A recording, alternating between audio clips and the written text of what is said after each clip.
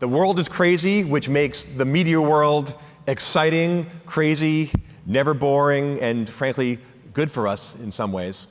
What is exciting right now? What is everyone focusing on in this media world? Well, go ahead, Almar. Well, there's never been a time of change quite like this. Change is taking place all around us. Technology, obviously, government, geopolitics, anywhere you look. And the intensity and the pace of change is enormous. And so that forces us all to focus on the core of what we do. And that is finding reliable information and helping people make sense of this very rapidly changing world. And then we have to do it while we're all changing ourselves as well. Yes. I was going to say, I think that business of an unbelievably dense and unexpected news flow. I mean, just this year, since the beginning of January, terrorist events, wildfires, the Mideast, arrival of Trump, it just, that happening at the same time that behind the scenes, Elon? A little bit of Elon, and behind that, a kind of a sense of once in a generational need to change the org. So there's a kind of front office, back office thing going on with rushing backwards and forwards, which is quite interesting. Yeah, it's kind of it's like trying to fix your airplane engine while you're in the sky. That's right.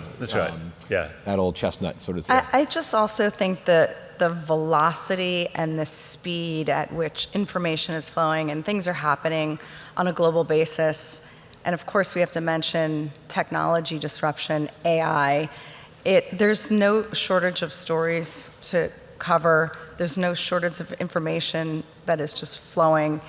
And it's a really exciting time to be running a media company for me, for sure. Amazing. Andrew, at Foreign Policy, you said you used to be a niche publication, but now Foreign Policy is front and center. Yeah, we're a niche publication, but our niche is geopolitics, which is a fantastic niche to be in right now. And one of the things that these guys asked me were how my staff is doing through this tremendous flood the zone moment, and it is unbelievable. But they love every moment of it, and it is this change drives interest in content that really explains what's happening in the world, and that's what we specialize in. Yep. And just to talk about what is changing in the business, I said this earlier in a roundtable we held.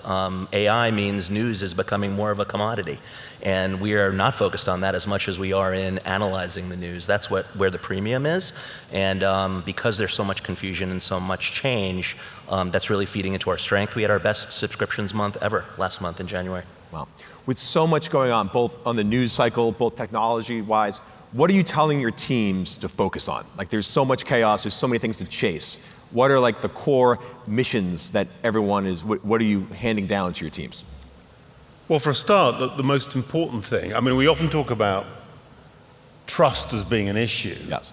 And there's always a danger in that debate that you kind of blame other people for the loss of trust. It's the audience, or it's what Google or Meta, or actually the best way to build trust is around the fundamentals of journalism. Lack of, fair-mindedness, open-mindedness, craft, checking. I would say also, more than in the past, showing people your sources, explaining to people what your journalistic practice is. And there's something to me about, particularly in the context, in the United States, for example, of such division about what's fair, what's even true. The idea that the very first thing, whatever the platform, whatever the technology, whatever the medium, is the fundamentals of great journalism, and kind of doubling down on that as the foundation of everything else. Oh yeah, the more things change, the more back to the basics. And this, literally, Trump 2, the second Trump term, we're having huddles 2 or 3 times. How do you cover this? Not just what are the angles, but what's the right tone, what's the right way of thinking about it, which is completely about holding power to account, but is also reasonable and fact-based. Yes, amazing. We are squarely focused on the customer. Yep. So it's very easy in media to forget why you're doing what you're doing, and that is to serve readers and users and make it actionable for them. And so with every move that we make, whether that's within technology or journalism itself or how you relate to government, you've got to keep in mind who we're doing this for. Yeah. And once you really lean into that, it changes everything that you do. It makes you more self-aware. You come in with a level of humility, and good things come from that. Andrew, everyone else here has more of a broader audience. Again, you are more focused, very influential with smaller audience. What do your customers want these days? How do you serve them? They want to know the inside cricket of what's happening and understand what the impact is on them of the news.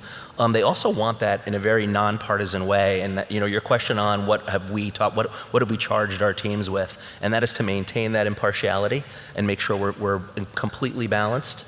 It is a very difficult thing to do in an environment like this. And by the way, the big election in the U.S. wasn't the only election last year. The largest election last year, of course, in the history of the world was in India, which is always the largest election whenever India votes by definition.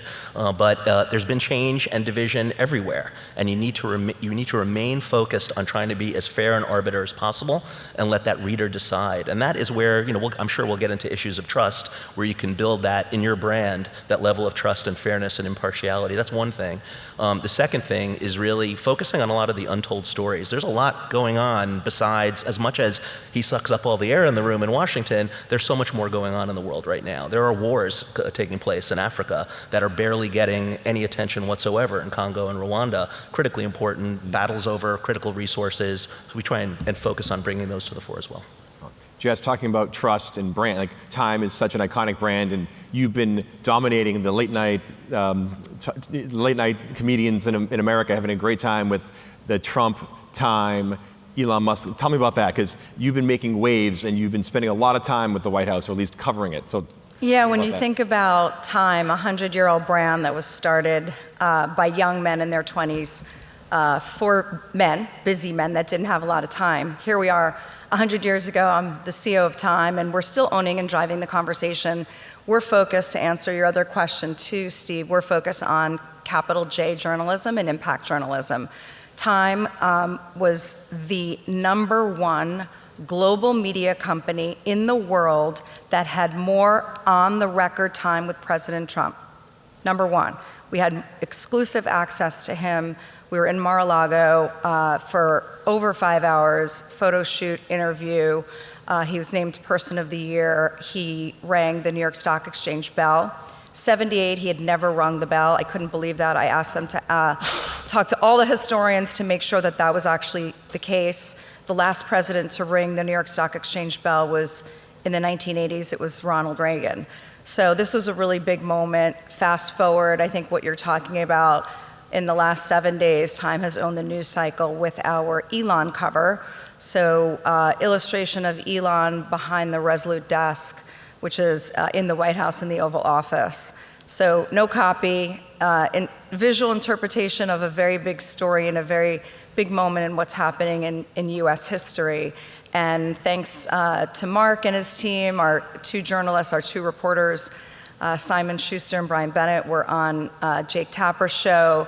Caitlin Collins, one of your best, and she's at Time 100 Next, is continuing to post it. We're on Seth Meyers, Jimmy Kimmel. We're just featured on ABC, NBC, all of the premier network shows, just talking about this cover and what it means in driving the conversation right now. And also a joke, because when Trump was asked about the cover, he said, "Oh, is Time still in business?" Meanwhile, he was on the cover with you ringing the bell a month ago. He remembered. I'm curious, did you expect that kind of reaction to that cover? You knew there would be a reaction, but it really hit hard. I was in Washington, D.C. without oversharing. There were a couple of ideas. I'm not a journalist. I'm a commercial side leader, always supporting monetizing independent journalism. And I was in Washington, D.C. on Friday, and the cover went live, and I knew it was going to be big. I didn't think it would carry even to an hour ago in the news cycle. But we are known for our photojournalism as well. We set the agenda, we drive the conversation. This isn't the first time. What you're referring to, Steve, is a press conference in the White House with the Prime Minister of Japan, And of course, the one question President Trump was asked was about the Time cover, and Trump, being Trump, responded with, is Time still in business? Of course, he's appeared on 47 covers, and if you've been to Mar-a-Lago, which I have, and if you hadn't, and you will, hopefully, you'll walk in and there is a shrine to President Trump of many of the covers, the ones that he liked the most, framed as you walk in. So he very much knows we are in business, Yes. and we are doing extremely well. And that's a great segment because you had a time, a classic magazine cover, which aren't a thing anymore, but the cover went viral thanks to digital, thanks to social media, memes. And when I first started at Forbes, all we had to do was put out a magazine twice a month, and we got the eyeballs we wanted, we got our audience. At CNN, BBC, just turn the TV on. Journal showed up on your doorstep every day. Same foreign policy. How do you find eyeballs these days? Well, because there's so many different, it's so fragmented. CNN's got by some measures the biggest news website in the world. Yes. I mean, so we reach many, many more people digitally than we do on TV, either domestically in the US or CNN International. Those are still really important services. But of course, I mean, one first order issue for us is to be where our users and the users we would like to have in the future, where they are. And that means breaking out from our traditional kind of heartlands.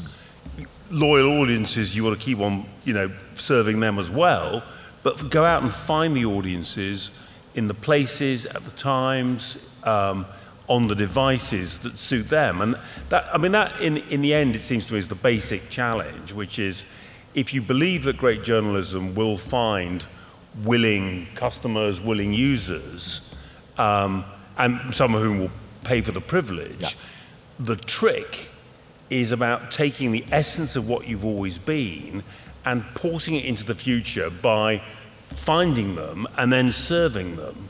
And you serve them best if you understand them, if you listen to them. This is your point. And you, by listening to them and by observing their patterns of behavior, you find a way of making yourself indispensable in a way which is very like Once Upon a Time was true of the Journal, or once in 1980 was true when Ted Turner launched CNN. And the delivery system of a physical newspaper or a cable TV channel was perfect for those moments in history. We need to change the platforms. We're a digital business now, right? And so the focus is on optimizing that for the experience and making sure that we meet the customers where they are, becoming more visual and all of that.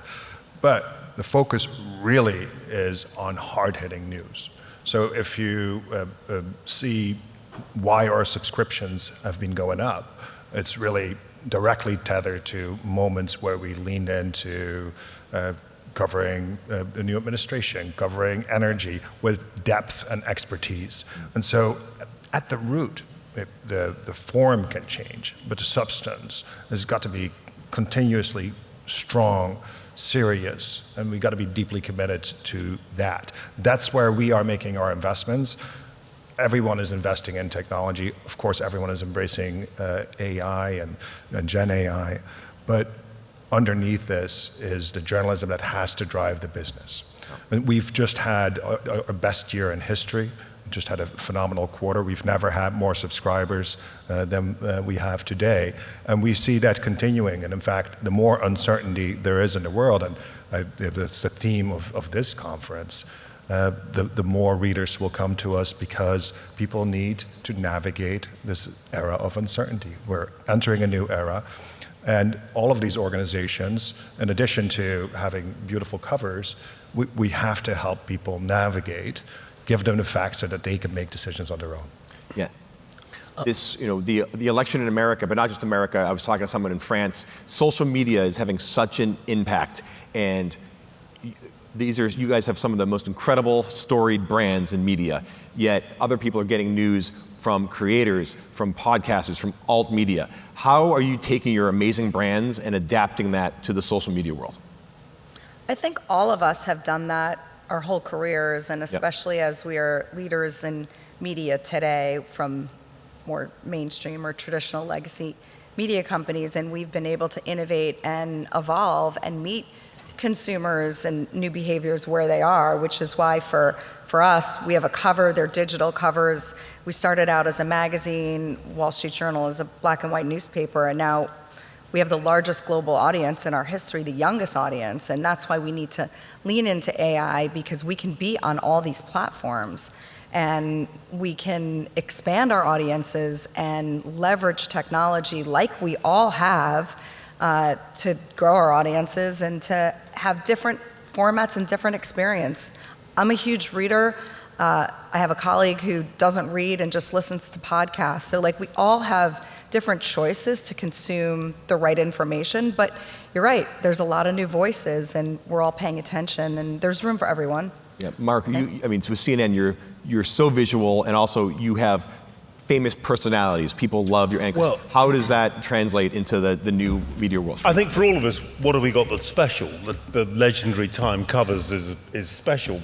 Both Andrew and Almar have got journalism of specialist, real depth, Yeah. and so. But for us, this is a moment where there's a risk of media anonymizing. AI gathering, summarizing, anonymizing. A lot of commodity news. That's right. How do you kind of unanonymize? How do you bring personality back? Well, I think honestly, digital media tells us the answer. You have influencers, you have opinion makers, you have stars. I mean, this is the age of Taylor Swift. Yeah. This is not the age of anonymity. It's the age of the biggest stars there've ever been. And at CNN, we have them. We've not yet been good enough at kind of presenting them in a full multimedia, digital-first way. So the idea that Caitlin Collins, with Caitlin Collins mentioned earlier, one of our youngest, but also extraordinarily promising anchor, we made her chief White House correspondent as well as being one of our main evening anchors. And one of the things we hope to do with Caitlin is bring people, not just at 9 o'clock when she does her show, but all through the day, along for the ride, the kind of roller coaster ride Yes, yeah. of inside Trump's White House, covering that story moment by moment. And we're building this. I want you to be there with her when she stands up and asks him the question. Mm-hmm. So you get a much more kind of experiential sense of how the news is happening. I just wanted to jump in if I could. So you have a lot of that talent, actually, Mark. Our editor-in-chief, Ravi Agrawal, is ex-CNN. And throughout my career at the Financial Times and elsewhere, Politico elsewhere, I've worked with a lot of fantastic journalists who do well on broadcast and on TV. I've never worked with anyone like Ravi who can take that and make that personality whole. And as a result, we've gone in the other direction. We've given him an online show, FP Live, which he produces every week with newsmakers. And it really makes a difference when you build that brand, that personal brand. Yeah. I think it works best when you couple it with proprietary information, with unique journalism, with scoops, and couple that with a well-known journalist who is known for that expertise. Mm-hmm. And that's what we try to drive, not personalities for the sake of personality, but have that expertise underpin, and then couple that, Mark, maybe also to a business model for those journalists, because one thing that's been lacking is how can you participate in that success if you work for a large media organization? Mm. And so adopting a new model where experts like that can actually thrive. These are good points. The having a familiar face and someone you trust to bring you the news, or and to come up with original journalism, or and this is a kind of experiential news, to bring a sensibility. For example, Anderson Cooper covering the wildfires in Los Angeles at the beginning of this year. That's a profoundly shocking, emotional experience, and someone you trust. Anderson has talked a great deal about bereavement and grief himself. Someone who is going to be kind to the people they're interviewing live, they're interacting with, and is a partner with the viewer or the user, on an emotional partner on the journey. That's part of it. I mean, a lot of what we do, and particularly at the New York Times, Wall Street Journal, and Foreign Affairs, is a kind of highly intellectual, factually based rendition, either of original journalism or analysis. There is a part for emotion and the capturing of the human experiences at the center of all these stories. And having someone whose values you respect and whose track record gives you confidence there to lead you through it, that too is a point of engagement and human contact. And I think one of the basic points in the age of AI, kind of the human factor matters more, not less, in many ways. And that's also, I think, part of the secret of how to crack the code on this. Yeah, it's a funny time where you all said we're in the age of the superstar. No one's ever been more famous than our most famous these days. Yeah. Yet you have AI coming up. How are you, as organizations, thinking about AI as a tool? And also, how are you thinking about it as a potential threat for finance? Obviously, we make all of our money, a lot of us, off search, right? If search goes away, if everyone's getting the information from chatbots, like, how is the business model going to look? But first, let's talk about the tools. Yeah, before we talk about tools, though, and before we talk about new products, which both are going to be present with ubiquity, we have to talk about intellectual property. Yeah. Nothing can happen unless we protect the archives that we've built, the hundreds of millions of billions of dollars that we've invested in reporting the news and accumulating expertise and building databases and making sure that that doesn't just get absorbed for free and we don't give that away. Yeah. So Mark's old organization is the New York Times. New York Times is suing OpenAI. Yeah. We did a commercial agreement with OpenAI. We're suing another company, Perplexity. We're suing Perplexity too. So. It is the original lawsuit with Perplexity. Incredibly important that this gets addressed up front. Meanwhile, of course, we have to engage, and we're willingly engaging with new tools and efficiency, but that battle cannot be underestimated, because if we give all that away, there will not be reliable journalism. Yeah. So I feel very strongly about that and mentioned that in our last panel. I mean, this seems like a bit of a replay to me of social media, where we gave away a lot of our content. Now it's heavily, you asked that question before, heavily gated on social media. And I'm concerned about some of these joint ventures that we're undertaking. We said no to Perplexity. We're undertaking some of these other with Pro Rata AI. I know you mentioned that on Monday night, you're partnering as well, Jess. And I think we should undertake it cautiously, because that is certainly a tremendous value of the content in foreign policy is our evergreen content, our archive, just as Almar is saying, and we want to jealously guard that. So we need to be super careful about it. One other thing I wanted to bring up is, as I think that way, I want to not be as so super restrictive. One of the drives in business model is to build subscriptions, and that requires us putting up paywalls. We start limiting the amount of our content that goes out there in the world, the discoverability of that content, especially for a smaller niche publisher like foreign policy. That really matters as search traffic goes down as well. So it's a real push and pull that we have to look out for in that environment. Yeah, I would just agree with everything in terms of intellectual property and how important that is. There are a lot of opportunities for us to leverage the technology and use AI for summarization, for translation, for creating audio. There's just, again, new formats and new ways to personalize our journalism, to make it more interactive, to make the experience better.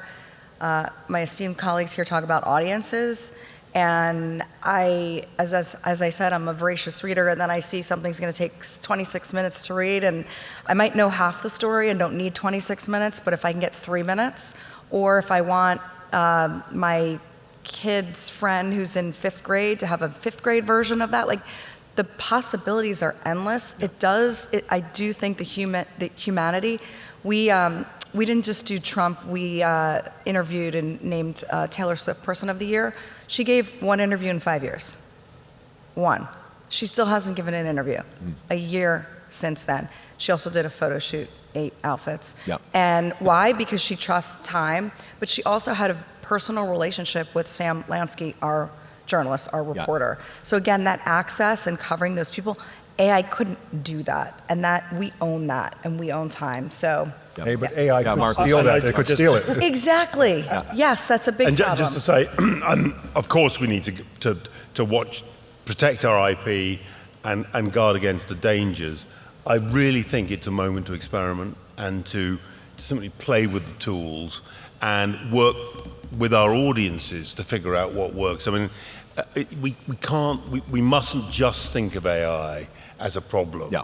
It's going to transform. absolutely. It's going to transform the way people get media, and if we want to succeed, we're going to have to be somehow be in the forefront of that, even as we fight the good fight on IP and regulation.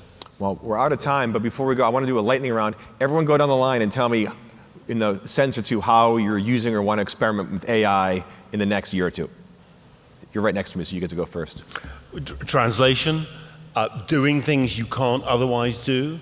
In the Trump trial last year, we took a transcript, which we got at 5 o'clock in the evening, and by 8 or 9, we had a dramatized version of the testimony in court. That's just one example of ways of experimenting and doing things you can't do without AI.